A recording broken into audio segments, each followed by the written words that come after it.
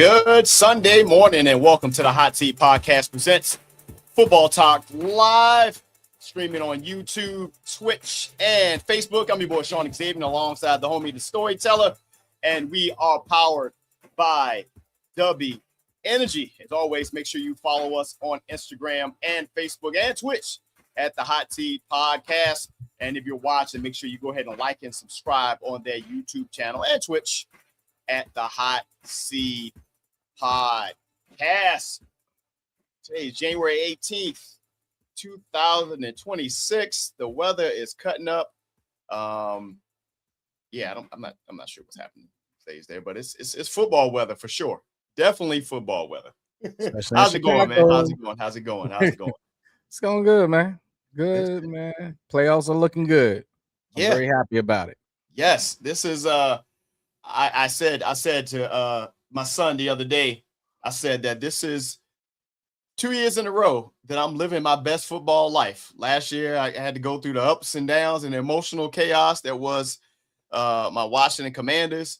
This year, what happened. But at the same time, my Miami Hurricanes came on through, and they're taking me through. Now, I could be in for a possible another emotional weekend tomorrow night. I know it's one of those things when it comes to being a fan. That's why I love it. But that's 2 straight years now. So all I need now is for some of these other Washington teams to get their shit together. Gotta I pay for that stadium. Man, yeah, that's stadium looks great. That stadium looks absolutely great. The rendering, at least. I saw something before we get into the football. I saw something that they're not going to be carrying Nats games on Masson. So I'm like, yo, where am I watching? I'm like, what are we doing, guys? I don't know. What are we watching? Always something going on. It's always something. Am I having to go to the games now? I mean, it's not that much. I mean, but hey, still. Heck, I mean, we're already in the age where you got to have an app to see games. So, Right. To multiple games. Like, yeah, you need 19 apps to see all 18 games, which is crazy, man. Let's get right on to it. Let's talk some college football, man. Of course, tomorrow night we do have the Indiana Hoosiers, #1 but they actually are at home, but they're at the Miami Hurricanes. I say at because they're actually playing in the house of the Miami Hurricanes, although Miami is technically the visitor in this case. So they'll be wearing the all-white unis, what they call the Stormtrooper unis, which is kind of interesting. Line has stayed the same, -8.5 for that game. So it's we're not gonna bog you guys down in all the stat stuff because there's so many storylines that I've seen coming out with this. I saw that Fernando Mendoza, his high school is actually right there in Miami. But at the time he wasn't recruited as a 5-star athlete, so he ends up going on. It's just so many different things. Of course, we know the Nick Saban ties with both Cignetti and Cristobal. We talked about it last week, man. Before we talk about some other stuff that's going to think about it, have you changed yet? Have you changed your stance on who you're going for on this game? No. Right. I'm sorry. It is definitely Indiana all the way. I'm hoping to see a good game. Yeah. Because I believe if it is steering towards a blowout, it's going to be the Indiana way. I just don't know. It would have to be a total reverse of their season so far. Yeah. For me to see a different outcome. Yeah. And, let me preface this by saying this. Anything can happen on any day. So you as a fan of Miami, you should definitely be feeling good because number one, both of these teams, to be honest with you, before even seeing Indiana play this year, no one thought these two teams would be in the championship. Let's be real. Nobody was talking about Indiana beforehand. No. And shoot, even during the season, people were like, Miami is not it. They're not going to do it. Who's their quarterback? Who's their so-and-so? Yeah. And then when we got down to the picking who was going to be in the actual college playoffs, they were right there on that cusp of being in or out. So this is kind of a tale of two sides, but kind of the same story because there was not belief on either side of this. We can easily say it for Indiana now because they looked awesome the whole year, and but no one thought it going in besides them. Yeah. No one thought it. Yeah. Yeah. You could ask their own fanhood. They're like, oh yeah, we'll be good. But nobody thought this. So I think it's awesome in that sense that they could both have a story to tell no matter which way this goes. But we're gonna see. I from both sides of the ball, I don't know. It's gonna be interesting, man. For Miami, I see a couple stars, specifically on that offensive side. I see a couple of stars, but as far as playing cohesively together, the way that Indiana does, I don't know. I'm glad it is. It is the case of two potential underdog teams to start the season. Indiana, the one thing that I'll say for has helped Miami, probably one of the best things to happen with them is no one expected them. The expectations were no longer there. And I think that's helped them because we've seen in years, hell, I think it's so recent as last year. They was up there, all the expectations were for Miami, and they got highly ranked. And what happened? The thing, I went on my rants, critical mistakes and critical moments, and all of a sudden they'd be from ranked, in the top 5 to all of a sudden they plummeted. Hell, this year they were ranked as high as number 2. And you see what happened with losses to Louisville and SMU, which damn near kept them out of the playoff, to your point. But, that one big win they had over Notre Dame and so forth and so on. So playing the, I guess, semi-underdog role has been beneficial to them. Yeah, but you never run into that during the championship, though. Yeah, you only so got now one it's team this to focus there. on. Now, yeah. And even then, they walking in now. And then to your biggest, Carson Beck being probably he's the biggest question mark because he's been on the Georgia squads and stuff like that. Yeah, but I'll give you moments. Leaning into what you're saying. I'll give you 3 main things about this game for it to go either way. Carson Beck has to not be the reason why they lose. That's number 1. Facts. Number 2, possession-wise, they have to put points on the board. They just have to. Yeah. You can't have those stall drives, kind of like how we talking in bowling. You can't have that scratch. Like, you got to have something up there, some type of mark. You got to be up there. Man. You got to. The same thing we're saying here, something, 3 points, 7 points, whatever it is. Get a safety, whatever it is. But there has to be points on that board for you to be in this game. Right. And then thirdly, which is going to be very difficult, your defense has to cause a turnover or 2. Absolutely. It has to happen. Absolutely. It has to happen. Absolutely. Speaking of difficult, bruh.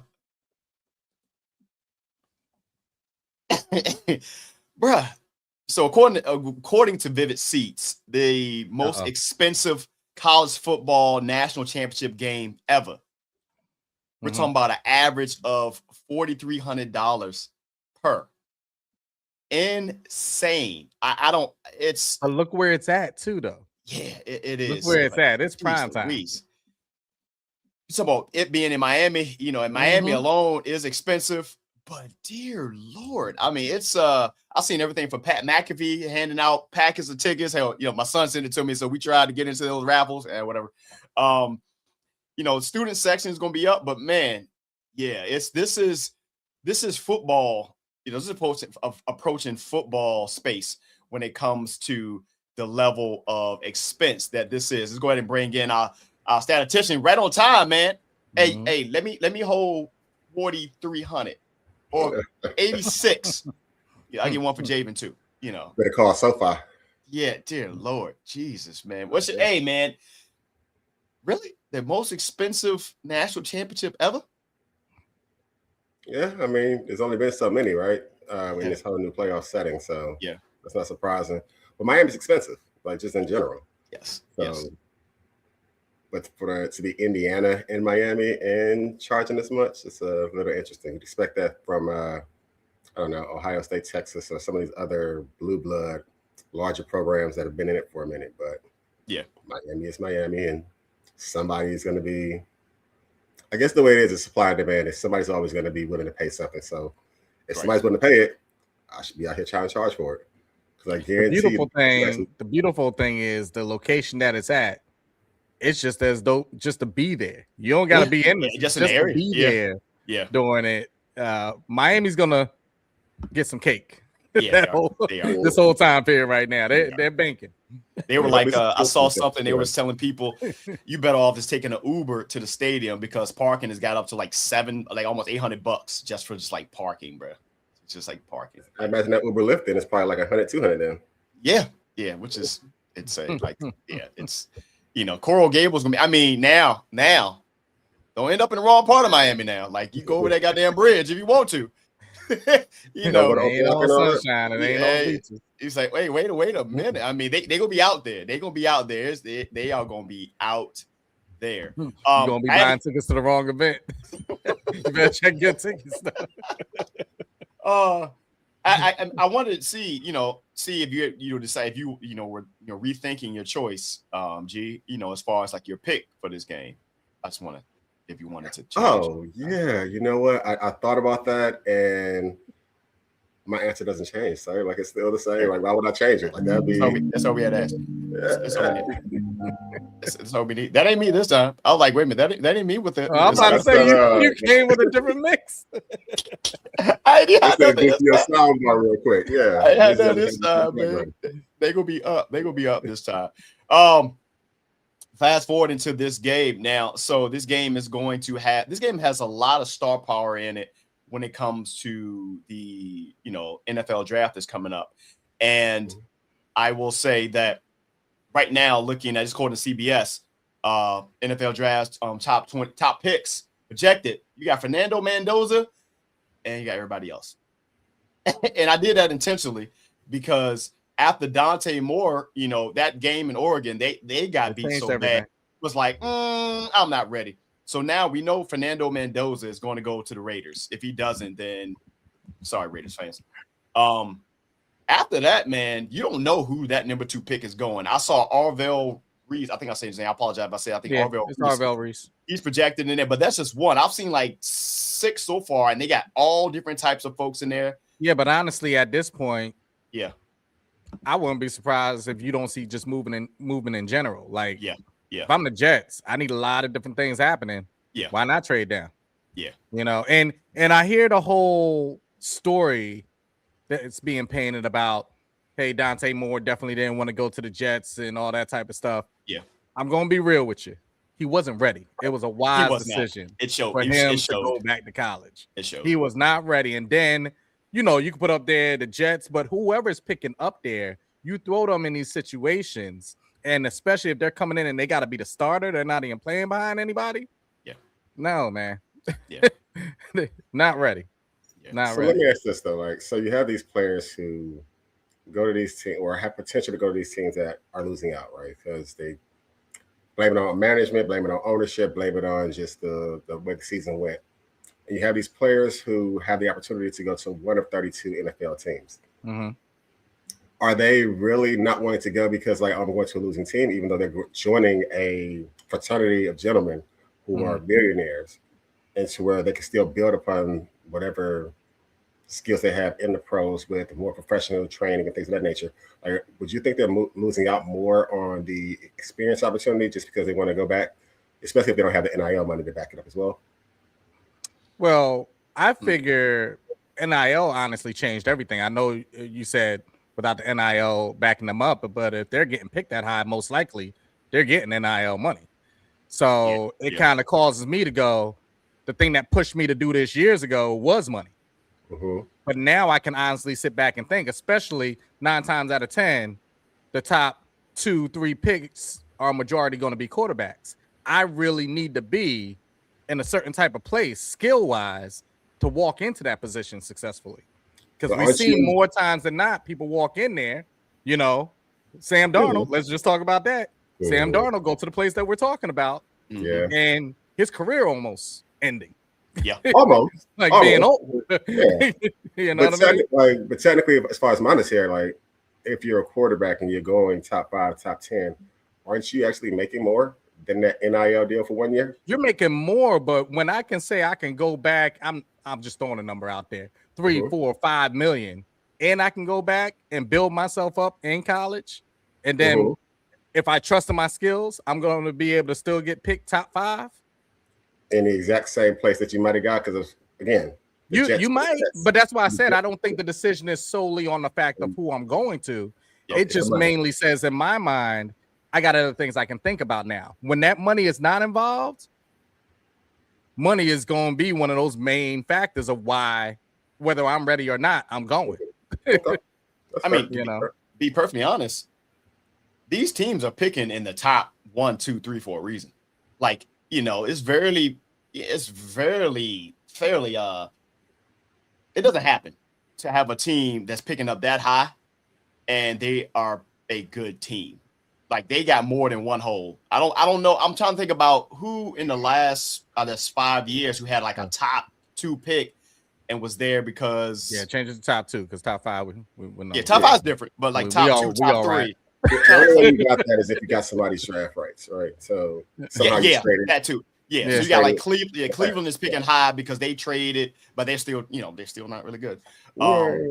But for the most part, most of those teams, you look at the teams is picking right now. You got the Raiders, Jets, Cardinals, Tennessee Titans. Then you got the Giants, which right now, this is the first time coming into this. They got a quarterback. They just had a season that just went awry. So they got the quarterback in place. They got some weapons there. They got a coach. So now them picking in the top 5 doesn't look the same as a previous year New York Giants team that was picking in top 5. You were like, ooh, or Washington, when Washington was 4-13, they picked Jaden Daniels and we were going through a whole, poop show going on out there. So it's a little different. Giants picking top 5 was like the Lions picking top 5 the majority of 2000s because they was getting number 1, number 2 picks and getting these star players. So they had the pieces. They just didn't have the coaching and the front office just wasn't there. Now you change that to what Brad Holmes in the front office. Now we got another coach. Not to say that Jim Caldwell wasn't coaching well, but we've had some, lack of a better word, some shitty coaches in the positions that they were in. Same thing with Jacksonville. Yeah. So it's not just about over and over getting those picks. It's like I said, having those bodies in there and having the right schemes for said bodies. Yeah. It's going, and it's crazy that is, they still don't have a coach in Vegas still. And they're trying to figure out how that's going to go. So we're going to see how that happens. Either way, it's going to be interesting to see who goes where. And of course, you guys can come right up and enjoy that with us on April 23rd, first round of the NFL draft. So our Hot Seat Podcast presents NFL Draft 2026 Watchcast. We're covering the entire first round. Myself, the storyteller, Master Earl, the statistician will be there. We'll have guests. We'll have some trivia. We're going to have like 4.5 hours or however long it takes, a night of just interesting time. Maybe it's a little bit more interesting than last year. We have, last year we had, we did have the big, that was the year prior. I think we had the big Michael Penix trade. I think it was that happened. Yeah. That was 2 years ago. Last year, we didn't really have anything that wowed. Really... We're drafting the kicker in the first round. Get your bold take for the 2026 draft, taking the kicker first round. That's what we're doing. We're drafting the kicker first round. Oh, man. And of course, man, this is the Hot Seat Podcast, presents Football Talk Live, powered by DUBBY. What does that mean? That means if you go to dubby.gg, so DUBBY Energy, man, you go ahead and shop and get 10% off when you enter our code, the Hot Seat Podcast. So DUBBY means no sugar, no jitters, no crash. That means do what you need to do. Content, streamer, gamer. Oh, this is rather pick me up. Best tasting in class there. You believe me? Ask the statistician, ask myself again. You got some new stuff coming out. Now I thought he was popping open something right now. I was like, okay, what's happening? That's what we got. DUBBY Energy, man, official partner of the Hot Seat Podcast. I did put the link in the actual chat there so you guys can go ahead and hit them up. Let's move over to some NFL side, man. And I think starting at the beginning of the show, the wild card, the draft, the over not wild card, but the division round has been great. The playoffs this year has been really, really good from a standpoint of you just don't know who's going to be there at the end of the day. Some games last night. I said wild card Saturday. I need to change that because it's not wild card, divisional round. But Bills, Broncos, Niners, Seahawks. Let's jump into that Bills Broncos game 30-33. Oh man. We're gonna go into some individual things in there, but I'll have to say, Jesus Christ. Bills, man. What's that's not this game. This goes back to probably when I was a teenager now. back in the 90s when the Bills were in the Super Bowl, and one of the greatest teams ever to hit the field, but they ran into the Giants, the then Washington Redskins, and they ran into the then they still then, but they ran into that version of the Cowboys twice.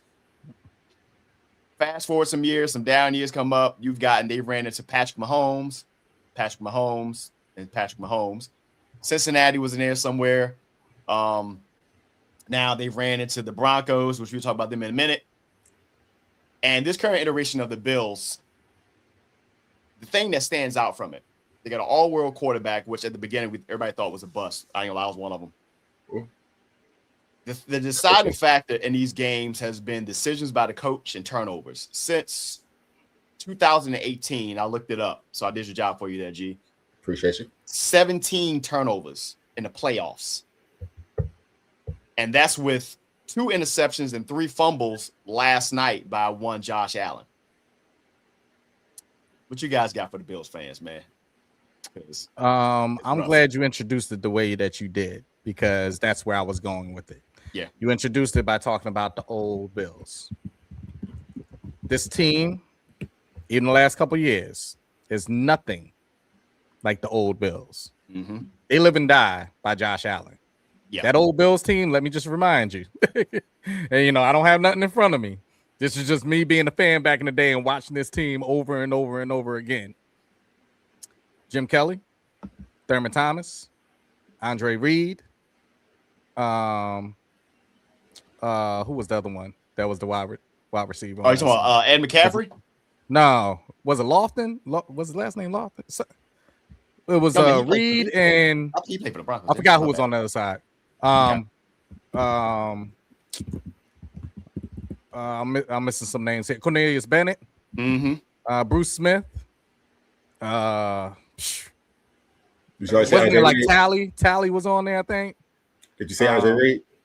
You said Andre Reed. Yeah, I said Andre Reed. But do you see how many names I'm going through? Yeah.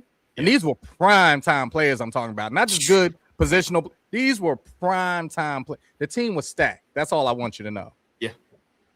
This is not giving an excuse to Josh Allen because his performance was horrible. Yeah. But this team, I told you, I've been riding with the Bills for the last couple of years as far as how far I thought they were going to get. This was one year that I sat back and I was like, man, I'm surprised you're here type thing. I think this is right. I think I heard them say it. This is the 10th game that their running back got over 100 yards. Like that's wild. Because I don't look at him as that type of dominating back in that way. He can do some things, don't get me wrong, but they're back. The 10th game that he got over 100 yards.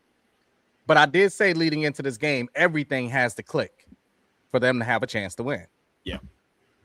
I was wrong because everything didn't click and they still had a chance to win. That's what's crazy. All those turnovers and they were still in the game at the very end of the game, down to the last couple of plays right there. So I can talk about a couple different things that happened that still have me sitting there going, okay, what is this? That interception at the end, it was great and crazy all at the same time because I honestly, to this point, don't know what a true catch is going to the ground. I don't know. I don't know if your knee has to come down. I don't know if your both feet got to come down. I don't know what possession means because it looked like possession. I think it was great for the cornerback because he was turned backwards and somehow was still able to get the ball. It's weird. Since you're saying that, I'm glad you said that. Let the three of us see, according to the NFL, what a catch is. Y'all ready? Yep. I thought this would be something a good exercise into. What is a catch?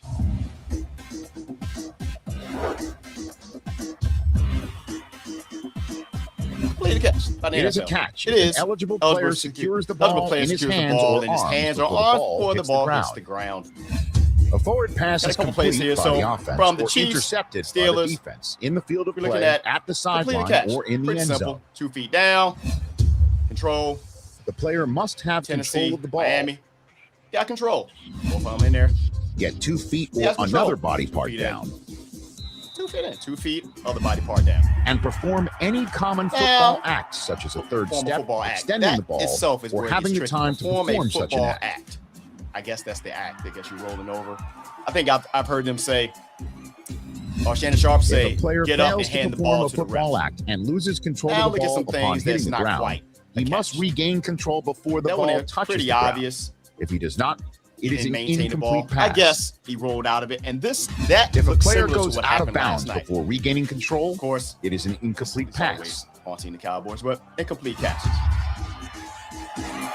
Those are all completed catches according to the NFL. Last night's catch, even when I looked at it from different views, it reminded me similar of that Bills player, happened to be a Bills player, where he rolled over and the ball came dislodged and just rolled right into the actual defender's hand.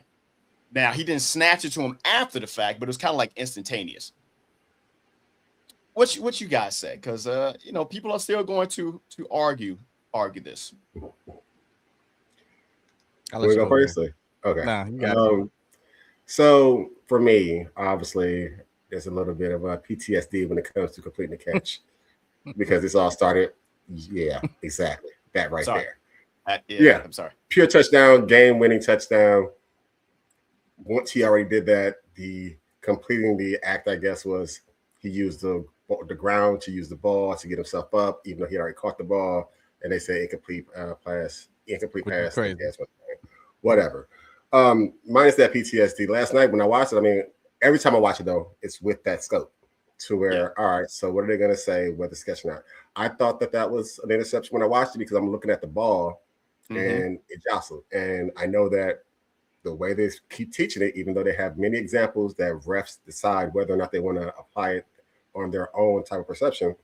When I watched it last night, I was like, all right, well, he's going to the ground. Therefore, he has to come up with the ball, or it has to be simultaneous that they're both holding it and there's no movement. So once the ball moved, it was just going to be a matter of, oops, this happened. Love that play.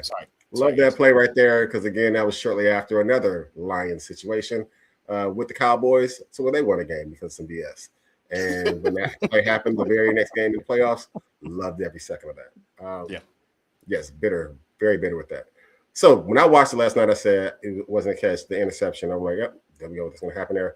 Because even though his knee hit the ground when everything was happening, the ball technically never survived the going to the ground as they've tried to impress upon us. So between that and then either earlier in the game or it might have been later in the game, I think it was earlier, they had another pass that went to the sideline. And so he had caught it with one hand, 1 foot down, and then they were like, oh, it must be a catch. But then his wrist happened to hit out of bounds before his second foot came down. Yeah. There we go. Like it's that 2-prong, 3-prong attack of how they play it. So because of that, I was like, yeah, it can't be a catch. No. And I got you. The one thing on that play that is also biggest to me, do you remember how much time was left at that time? Wasn't like 16 seconds or something, I thought. Or maybe no, I thought was it longer than that? Yeah. I might be wrong. I might be wrong on that. So was it more than 2 minutes? It was, right? Because the game is I think so. Yeah. So the reason why I point that out is I know McDermott called a timeout. Yeah. To have more time to kind of look at it. Could he have challenged? No. Mm-mm. Not in overtime. All the challenges come from the challenges by the coaches. I was just wondering in that sense because it made no sense for them to call the timeout because them having more time to review it wasn't they couldn't go back in because the ruling it came from New York. So New York came in, and so I looked at it. So it didn't even come. His complaint was we didn't spend enough time on it. The folks in New York looked at it and was like, "That's an interception." I was looking at it live, and I'm like, and I was going back and forth with Xavien, and as they were showing on CBS, I'm like, "Man, that is an interception."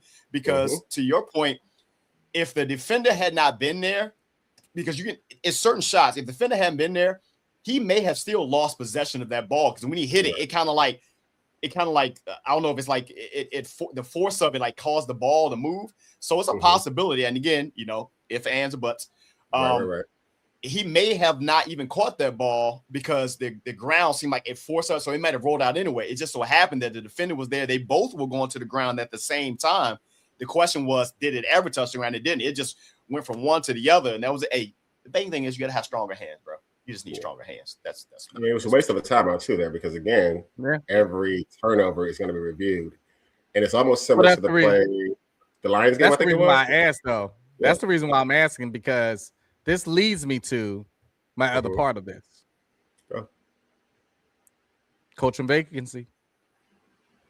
Like, you don't get it. Especially in big situations, you just don't get it. Now, it's not to put, once again, an excuse to Josh, because I'm going to get to him in a second. But you haven't put an offense around him to honestly win, especially if everybody was there. And he's not the only team to do this. Lamar doesn't have the offense around him to win. He has Derrick Henry, but he doesn't have the offense. You're throwing to Zay Flowers. You're throwing to Shakir. You know, when you're sitting back and you're looking at this all these years, you're just like, what is going on? If you know this is what you need to get over the hump, but you still don't put the things in place to get you there, or at least to compete with things that are changing, I don't care how great you think this person is, it's not going to work, especially against the best teams when you get into playoff situation. It's a different game. It's a totally different game. You could take a team that beats a divisional team twice in the regular season, but try to beat them that third time if you got to face them in the playoffs. It's very hard to do. It's a different game. It's a different environment in general. It's just a different thing. So yeah, there's teams out there still that need to clear house. And I think this McDermott story is done, man. I just don't see it getting better underneath them. They're wasting. It's similar to what was happening in Baltimore. They're wasting their quarterback. And it gets to the point to where we're putting everything on Josh. Josh, go out there and win us a game. They put everything out on Lamar. Lamar, go out there and win us the game. When you have things around them and you can kind of see it, look at like the play calling. And the one thing, and this is what really was starting to, even though it was working, it was really pissing me off because he's already had multiple injuries. Them running that, whatever you want to call that whole sweep. Now that the you're talking about the every short down is, I'm like, all it takes is for somebody to hit him, whether it's on they're, the knee or something they're like that. lining up on him too. Even though he gets first down, they are lining up. Yes, I'm like, you can't. It's not going to work, guy. It's been working, but that is not a long. The possibility of things happening, because one of them was a fumble, right? One of them, he actually did fumble on one of those short yardage plays, and it doesn't make any sense. And then you're forced yourself to, in the big high leverage moments, now your quarterback, I mean, if they were to show you the Madden or college football thing where it shows you where they're hurting at, I'm pretty sure his whole joint would just be lit up in red. But I know they're athletes, they're gonna do what they're gonna do, but once you start to lean into that and don't really scout your opponent, because you know what the Broncos are. You know the Broncos will come with the heat. Yep. They're gonna come with the heat, and you're not gonna glance over it. That's what I said. I don't want to paint the picture as if this one wasn't Josh's fault, because it was. Yeah. There's too many turnovers. And forget turnovers for a moment. If you watch the game, there were so many plays that would have been big plays if he was just on point. Yeah. So many missed throws. Yeah. So many missed decisions. So many. You know how many times during that game I'm sitting up there yelling at the screen like, bro, why do you think you got so much time? He was waiting to the very last. They're coming around the back, getting ready to. I'm like, what are you doing? Your O-line ain't gonna hold up against that Denver Broncos. There were so many times that game could have been over. Were you watching it from like the all 22 or just from the broadcast that we're seeing? Right? Broadcast. So I'm watching that, and then I'm watching the all 22, and the coverage on the back end is there. They're the secondary for Denver is like that, and they're also the most penalized secondary in the league as well. So I can see why they were trying. But they didn't really get a bunch of pass interference calls. But that pressure that they get on their quarterbacks is legit. You got to go, man. You got to go. You got to go. Miller just replayed the one right at the end of the second half or the first half, where second quarter, first half, where he's running, ball just loosey-goosey and tackle, and then obviously goes the ball backwards and causes 3 points there. So there's definitely moments in that game which is probably why he was crying at the end of the game.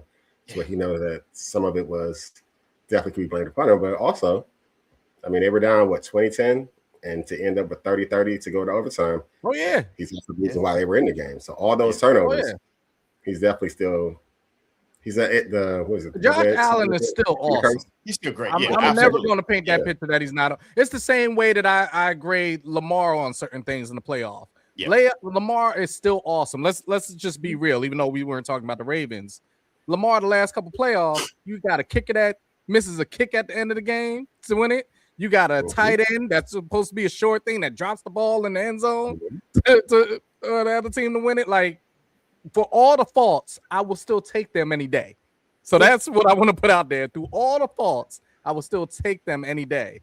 But, you know, he stepped up right at the end, and he told you saw the crying on his face. Yeah. This wasn't a normal loss. This is really, really, really going to hurt because he knows he was a big reason why. Yeah, and also he knows the narrative is going to be you didn't have any of those opposing quarterbacks on the other side to have to go through. Yeah. And the play, they literally just showed the play again with the interception. It was 7:47 left in the game. Yeah. Time. Speaking of quarterbacks he was going against, you going up against Bo Nix. Man. Was not he was not the reason that they lost that game, which they didn't lose the game. He had some dimes out there. His receivers failed him a few times. Yeah. They really did.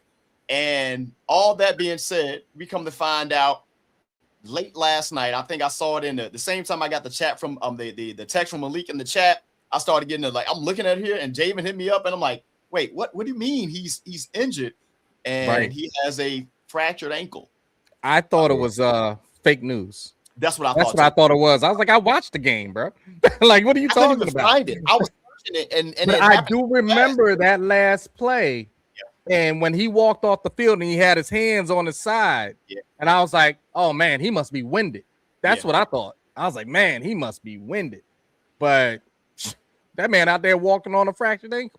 Man, when he took that shot, that ankle had to have blown up. Like, right, it had to be. When he took that joint, they'd be like, ooh, because apparently it happened on that second, that next to last play. Which I did not understand why you called when they did that big sweep. He thought he was Josh Allen. Yeah, that I'm like, when they called it, and I'm like, what are you guys doing? Like, why are you? I have no idea why they ran that play. I have no idea. But they did it to get the kicker in the position. But if you're gonna do that, just go. Yeah, but they didn't even need to run that wide.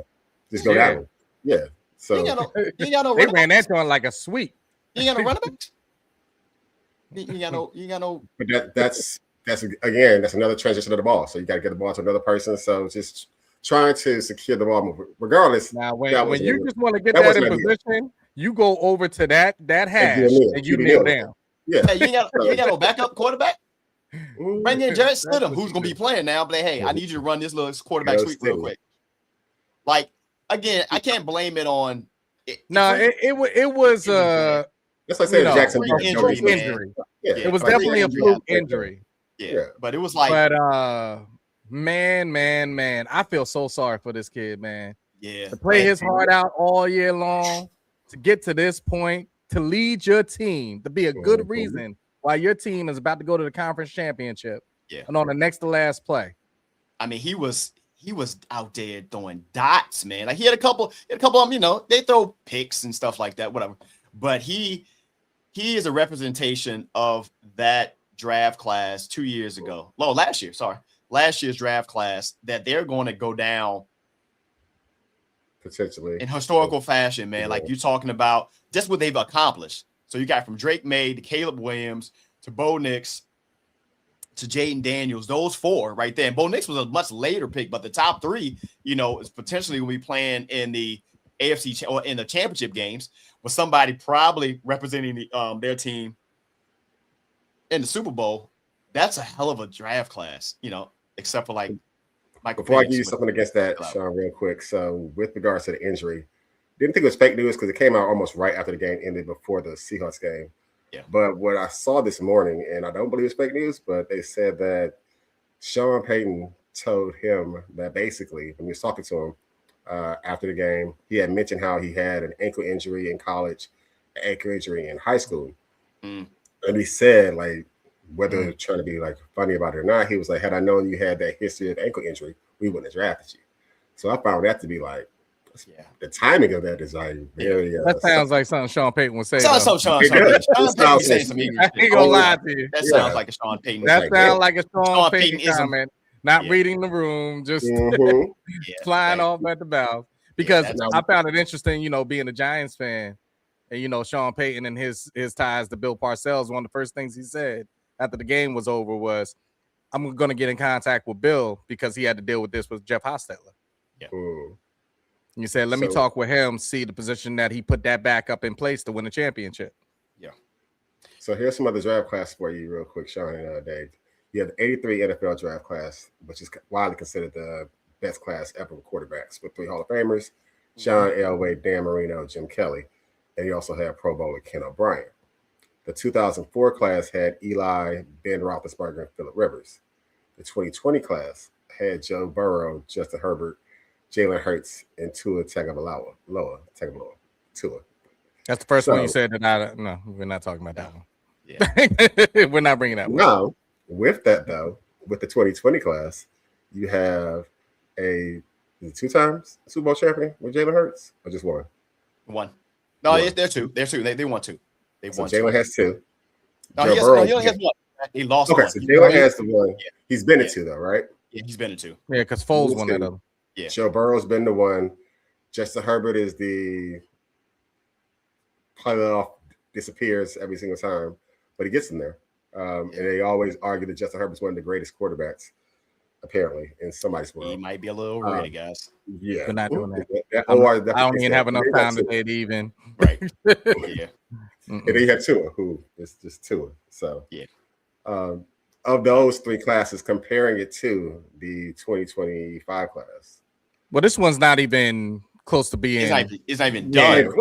Yeah. But it's just looking like what they good pace. The way they're starting off gives you consideration that they could be. No. It's definitely a good consideration. Yeah. When you're going back, it's easy to compare them against like the other ones you name, like a 20, 21, 22, whatever it is, because you're in a closer time period. When you're going back to people that already finished their career and already in the Hall of Fame, I can't. It gives them a goal. That's a goal for them to try to reach to. Yeah. But it's definitely this type of start with that crew. First thing they got to do, I mean, they're just going to historically that they got them there. First thing they got to do is they got to last long, because all those that 83 class, all of them had 12 plus careers, 12 plus year careers, 15. These guys here, they got to make it to 5 right now. I mean, you got some of these guys you can blink. It could be 5 years later, and one of them can end up being a backup, a career-ending injury. I mean, hell, do I need to remind all of my Redskins fans of RG3? We were good until we won. I'm like, damn. And it's something, this thing don't come around too often. They also mentioned stat-wise that this was the first Denver playoff win since Peyton. Yeah.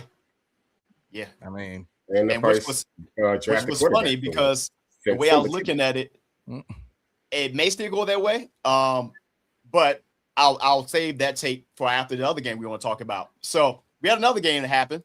Well, we got to talk about it. I mean, people paid they paid their tickets. Go ahead.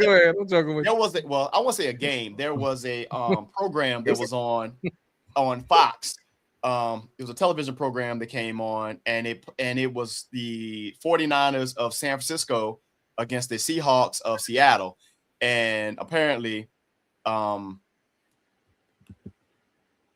they should have flexed this game to probably just like a automatic win for Seattle, because they beat the shit out of the 49ers. It was not even close.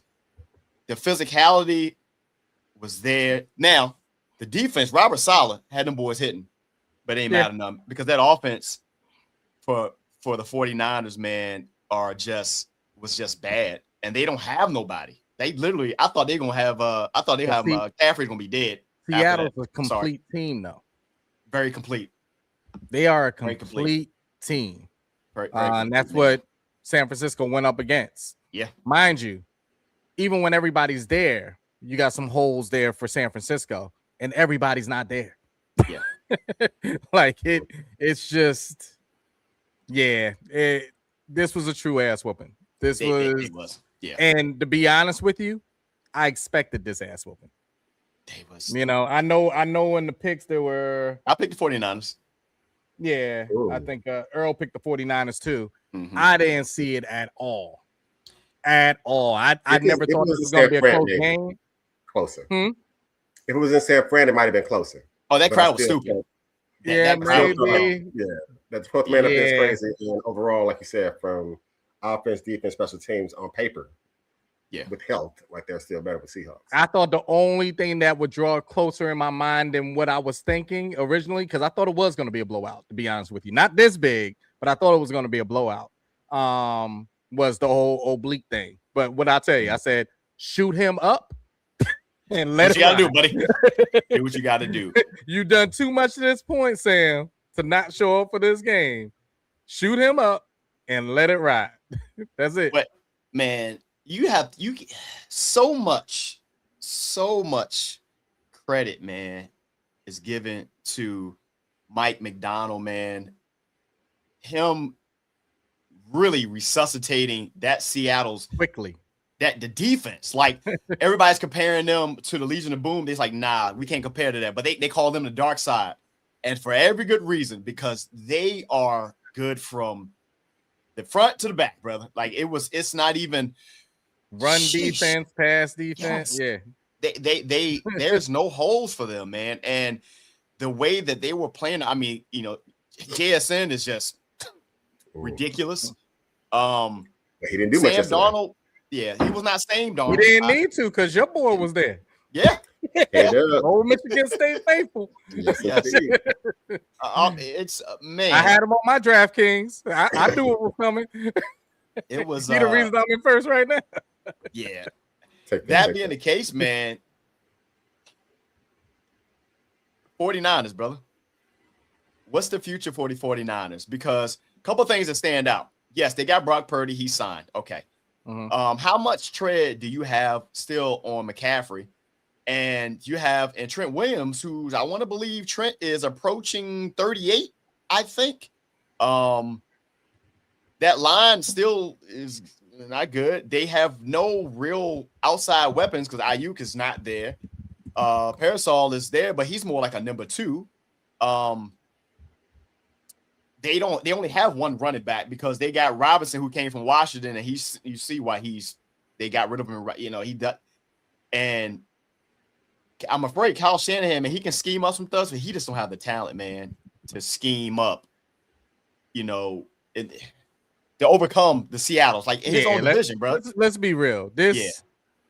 They went much further than what I thought they would go. Very true. Because of the state of their team. Yeah. And that's why we were saying up into that last game of the regular season that Shanahan was up for Coach of the Year considerations. Yeah. So that was the impressive side of things. Yeah.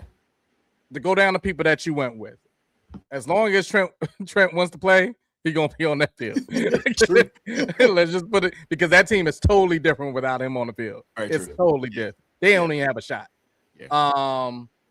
As far as McCaffrey, I would never second guess McCaffrey. It's just, is he gonna be on the field or not because of injury wise. Running wise, he wasn't able to run the way he wanted to run this year because their line sucked. Let's just be, it sucked. It was a very bad season for them creating holes and everything, but he was still getting yards, just, you know, screens here, different plays that were going on. He was still a solid pick for draft kings and stuff like that reasons, fantasy reasons. They don't have a number 1, and they paid the wrong guy. Yeah. That's what they did. They simply made the wrong decision. All that money back. To pay the guy that they shouldn't have paid. Yeah. And the guy that they let go went over there and had a great season for y'all. I was just about to say, do they miss Debo? I think they really do. So they messed up in that sense. Yeah. And that's decision making to go back to the coaching side and the GM side of things. Yeah. The defense was just in shambles. And the people that they let walk out that door, you can't replace them.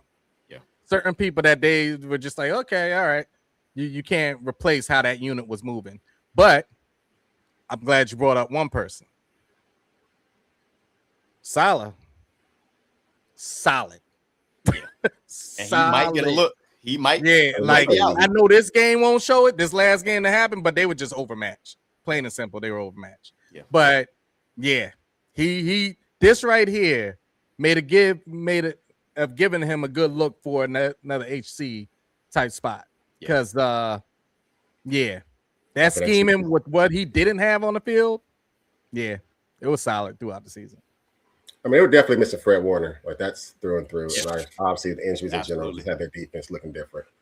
So that's there. Trent Williams, he's 37. Okay, gotcha. So he turned 38 next season. Let him play there. Yeah. McCaffrey is a young 29.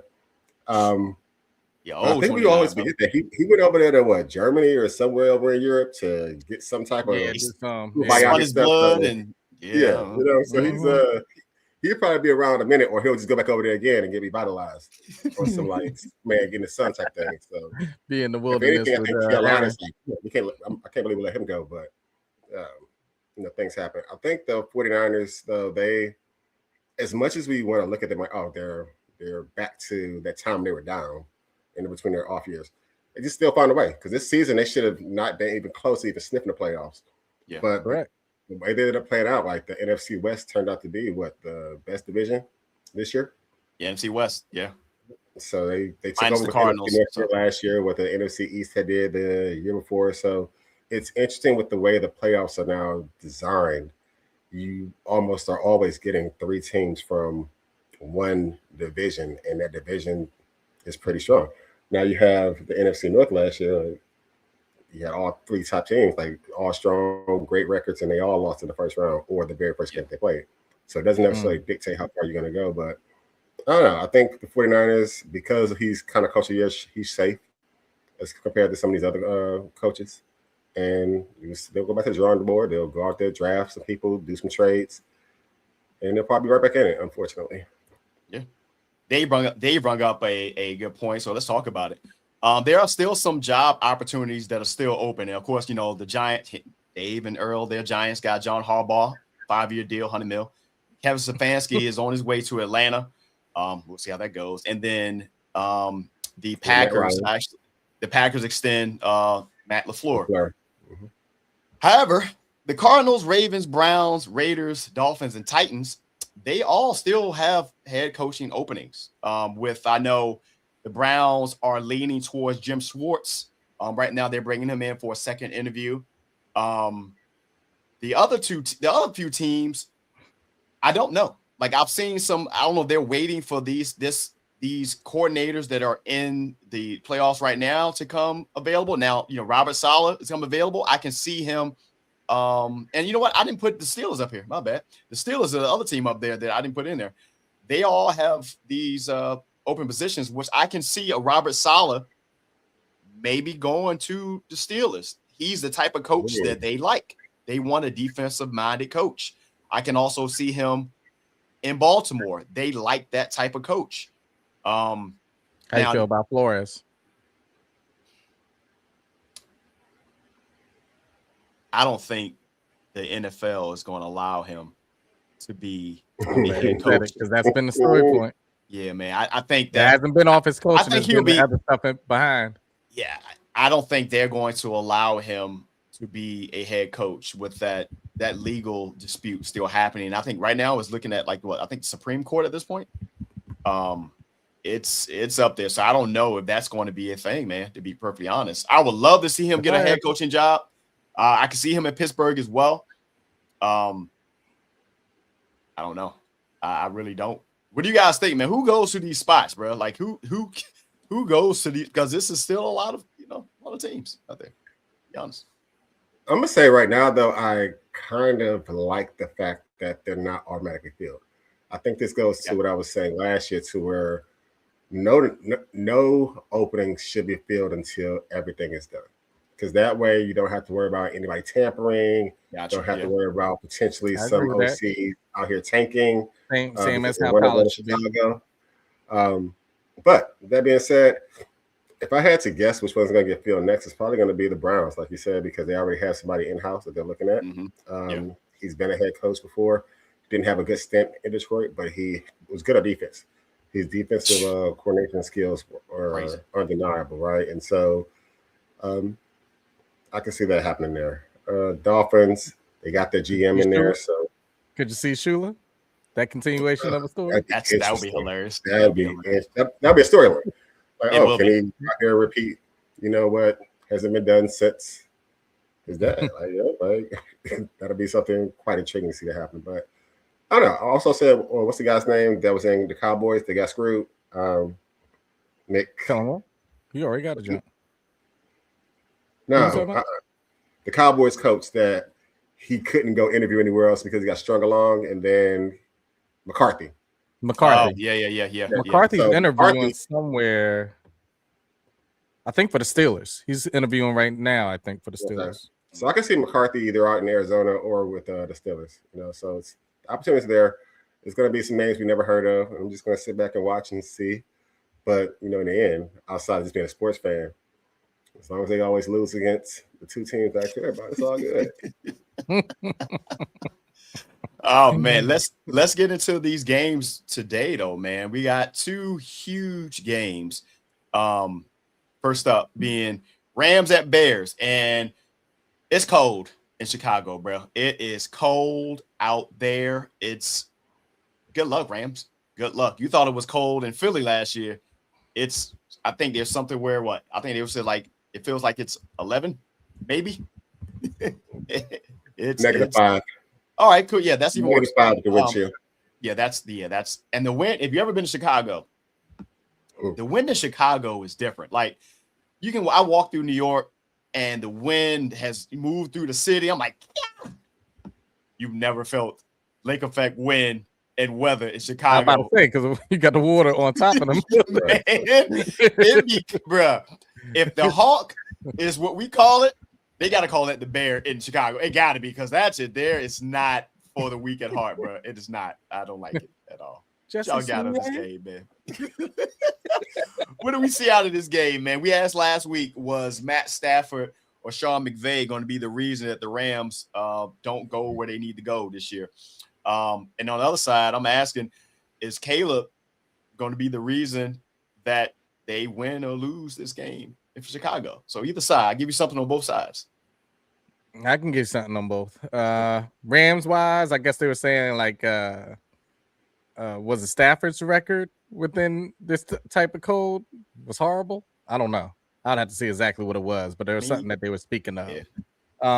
Detroit was a dome, so. But yeah, that's what I'm saying. Right. So that's something I can kind of look at and just kind of see, because that offense has to be flowing. And on the Bears side, I know you are the cardiac Bears of what you call yourselves. I wouldn't try that against the Rams. You might be down by 35, 40 points. I really wouldn't. And 3 of those are by Puka by himself.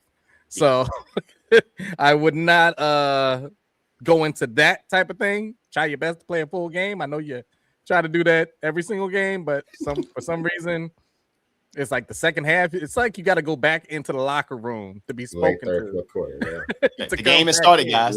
Figure it out. Yeah, you got to start up right. But are we picking also at this time or no? We can pick. We can pick it as well. So with that being said, I think it's going to be a very good game, but I'm going to pick the Rams. I'm going to pick the Rams. So I'll start off. I'm sorry. Go ahead. I said I'm gonna start off and just tell you I'm picking the Rams. Like no one surprised there, regardless of the situation. As far as Matt Stafford, as far as the stats go, he's 3-3 when it's freezing temperatures with 1,500 yards, 15 touchdowns, 3 picks.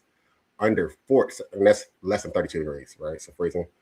When it's under 40, he's 7-11 with a solid 30 touchdowns, 9 interceptions. I think the cold and increments what you're talking about. So snow and rain, that's what he's winning on. So when you have that, that's what they were talking about. Is where things kind of kick in, and it's cold is where, you know, he has probably more of an issue with it. But again, as far as it just being cold, I think he'll be fine. It's also, he played against Chicago and Green Bay multiple times the entire season, and that's all outdoors, right? So he played in the dome. It's an away game every season. It's always in December, January that late game against Chicago and Green Bay was. So he's prepped for that. The rest of the team, we'll see what happens. You mentioned earlier that this is the early game. This is actually the late game. Is it the late game? It is 6 o'clock. Okay, my bad. Okay. Yeah. So if it was the early game, it'd probably be even more favor for other people, because then it's not worried about the temperature. But because of the fact it's late, and you got that lovely Lake Michigan lake effect to bring that. I think it's a 20+ mile per hour winds going through there, and that's why that wind chill is going to be negative temperature. Crazy. Yeah, it's going to be a lot of frozen beers very quickly. And it's going to be one person in the stands with no shirt on. Love it. Look for you want to know the one thing that feeds into what Gary was just speaking about, though? Because a lot of people think about that Rams offense and they're throwing like deep bombs down to these two receivers. A lot of like pukas are like screens, quick slant. And then he runs for 40, 50. So it's a different type of pass game. Go ahead, Gary. And because of the code, again, and you have the advantage as the offensive player as well, right? Because obviously everybody's going to be cold, but their movement is going to be easy. They know what they're going to be doing before the defense. Yeah, they know where they're going. So by the time they decide to make a move and the defense reacts to it, they may be already past you, especially with Puka. So it's going to be interesting. The ball is going to hurt. The kicking game, special teams is going to be a matter because you're kicking. So unless they got some steel-toed Tim's on, some weak joints. Yeah, it's going to be some pain out there for that. So, heated balls. I need some heated balls. As far as the score, though, I didn't think that Seattle-San Fran was going to be that demonstrable blowout. And if you look at the stats themselves, you'd be like, oh, like 142 yards for a quarterback, 100 yards rushing, probably a decent close game. And we're talking about, 41-6? So, yeah.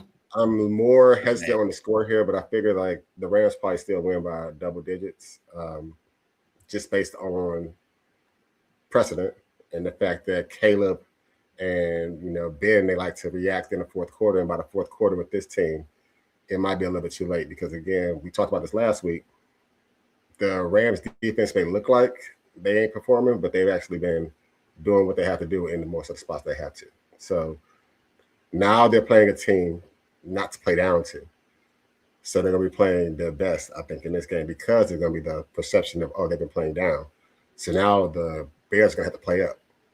And is there a chance? Any given Sunday, literally. So that could happen. Injuries could happen, right? That'll give them a chance. But I think that based on what we've seen thus far, consistency is based without the whole cardiac bear situation.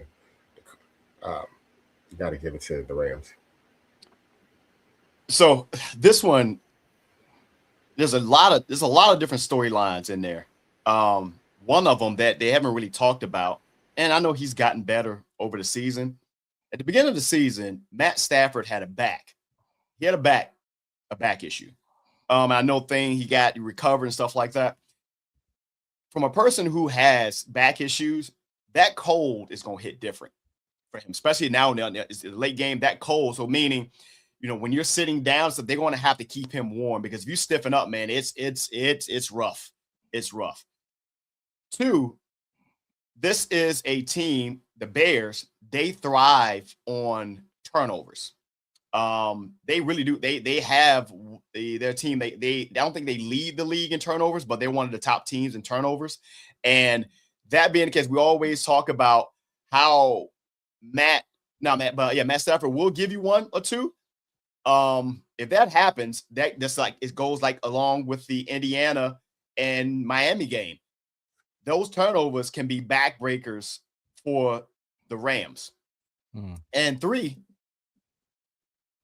since like last year, since that Hail Mary that doomed the Chicago Bears season, and then it propelled the Commanders on, they went up to the NFC Championship game, circle back around, and the fumble with the Commanders against the Chicago Bears, and their season just went off the chain.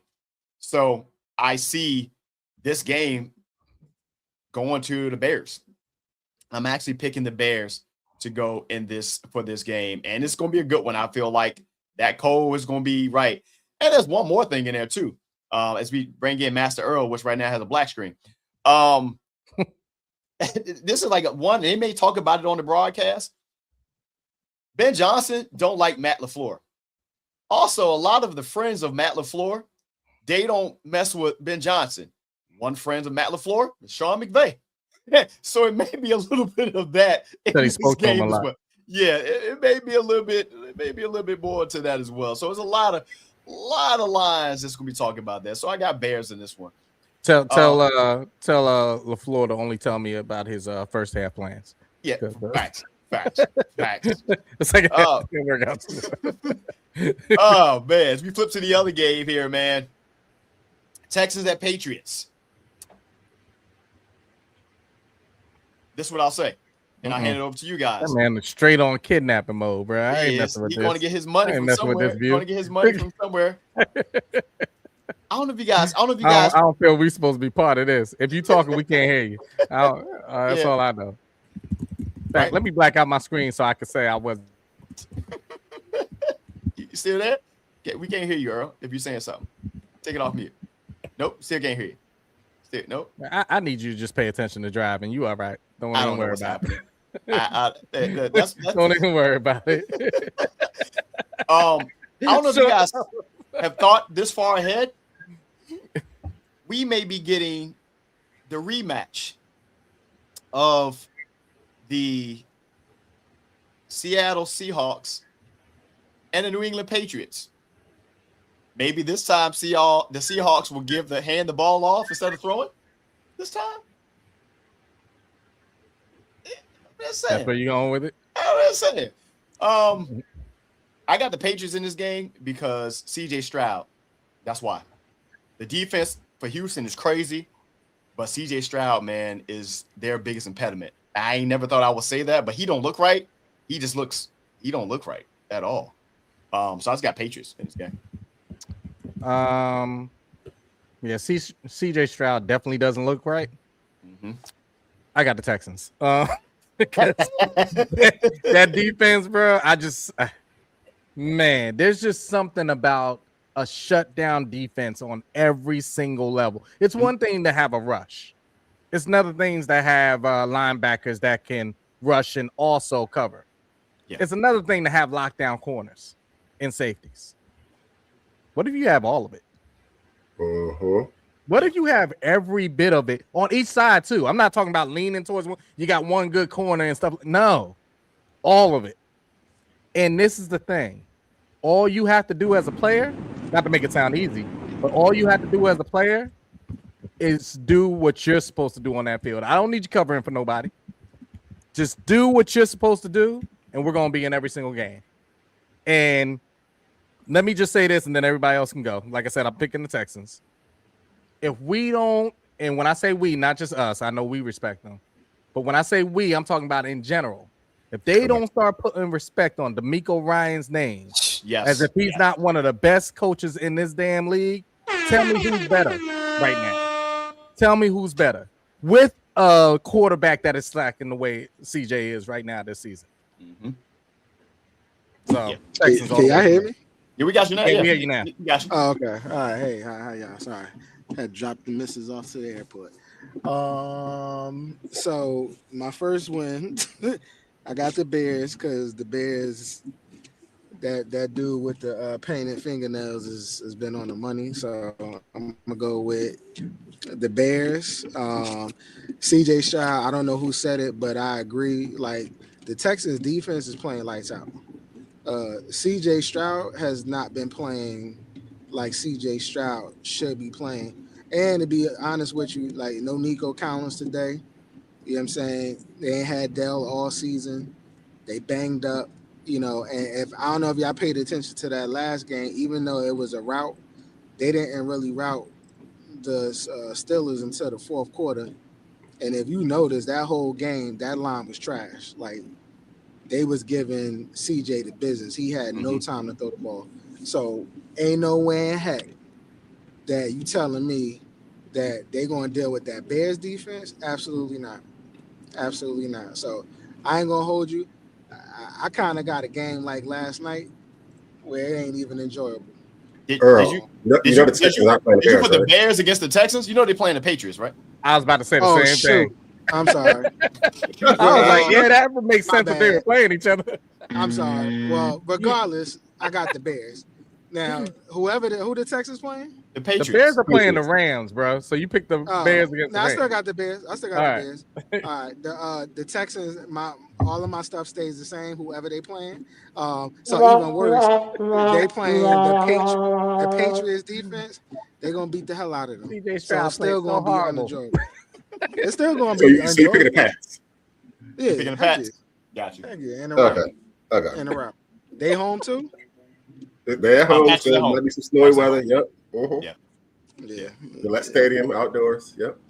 Oh, yeah. It's a row. Yeah. What y'all got? So, the Texans, right? We may have talked about this last week. They may be the first 0-3 team to make it to an AFC championship, right? If they win this game. Like, no other team has actually started 0-3 and made it this far, which is crazy. Because I can't remember what was catalyst when they were 0-3. But they never was really a threat in the AFC South for the most part, right? Because the Colts started off everything. And then the Colts started coating. And they backed out of it. And then it was just Jacksonville. And, that's the thing. It's going to become one. The Colts be coating and the Pacers be pacering. There's something about that Indianapolis thing going out there. But the Houston actually started looking good right around week 10 to 12. Like the defense started turning on even more so. Offense was performing. Stroud himself had some pretty great games. And I think the last game overshadowed that. So either one, he's injured, or two, he thinks he might be injured or still be thinking about the injury he had last season or something like that, right? Because when we watched that game against the Steelers defense hasn't done much that made us say, oh, man, this is the Steelers defense, except the last week. Like, they looked like they were the Steel City back there, how much pressure they was putting on it. And a lot of that was really him anticipating they were going to come quicker and making stupid plays and turnovers. And you had the center exchange. Right, so it was a different center in the game. So I don't know if it's going to be the same center or there are other centers back, the starting center, so that could have an impact on it. But now I have to put it on, since it's not quarterback versus quarterback, right? So it's not going to be Stroud versus May. I got to go defense versus defense. And presently, the Houston Texans defense is above and beyond the defense of the Patriots this year. Just what we've seen, especially in these playoffs. So, but we haven't seen the Patriots defense yet. We're about to. So as much as Mike Vrabel has gone up there and made an impact almost immediately, considering the coaching change that we saw out there with the one-year coach that I lost his name for a second. Gerard Mayo, thank you. So it's almost like he prepped them, and then Vrabel came in and just got them to the rest of the way. I'm going to go Texans. Even though it's in New England, that Texans defense is going to smother the Patriots. I just have no other reason to believe that. But I did hear something about an interesting storyline that could come out of this if somehow the Patriots were to win it. If somehow the Patriots were to go to the next round, we'll probably talk about this next week or the week after if they're still in it. If they win the Super Bowl, there's going to be a storyline. I think I heard Evan Cohen say it. There's going to be another storyline to come out to say it's so much about Tom Brady and Belichick, like who can do what without who. But if they win again, is it really going to be Kraft? Which should be the conversation, the fact that as the owner, he's been the constant in all these eras of them winning, as opposed to just the player, just the coach of the situation. So that could be an interesting storyline if they were to make it that far, but I don't think they will. Because again, I'm picking the Texans to go up to New England and pull out a decently close game. I don't think it's going to be like last week to a fourth quarter, they just score a whole bunch of defensive touchdowns. But as good as Drake May has been as a number 2 MVP candidate following Matt Stafford, I think that I still got to put my money for the Texans. It's going to be some good games, man. It's going to be some good games tonight, tomorrow. It's going to be fun either way. This has been another edition of the Hot Tea Podcast, Present Football Talk Live. Sean, who did you have for that last game? I'm sorry. Oh, yeah. I got Patriots. I got Patriots in that game. And then Monday night, you know what time it is. Hurricanes, tomorrow night, Natty, the most expensive college football national championship ever. It's going to be up, guys. All right, man. It's the Hot Seat, man. Yo, we out. Good shot.